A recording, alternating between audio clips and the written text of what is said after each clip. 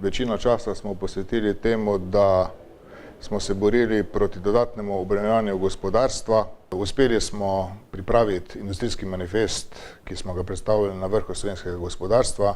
Poleg tega je potrebno omeniti skupni nastop delodajalskih organizacij pri ključnih zadevah, povezanih z interesom delodajalcev, kajti zavedamo se, da dodatno obremenjevanje gospodarstva na celi črti absolutno ne pride v poštev.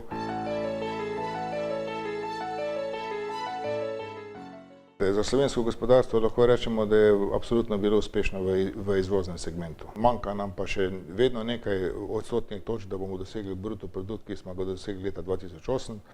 To pa lahko naredimo le na ta način, da bomo ustvarili ustrezne pogoje in tudi pridobili investitorje, ki bodo videli v Sloveniji priložnost za svojo dejavnost. Nekatere spremembe treba začeti danes, da bodo recimo določeni učinki čez 5 ali 10 let. To se posebej recimo nanaša na področje šolstva. Absolutno bo potrebno poseči v reformo javne uprave, potem bo potrebno poseči v reformo zdravstva, pa da ne pozabim seveda tudi na reformo pokojninskega sistema, kajti ta je na dolgi rok absolutno nevzdržen in tle bo slovenska družba mora najti odgovore tudi na te izzive.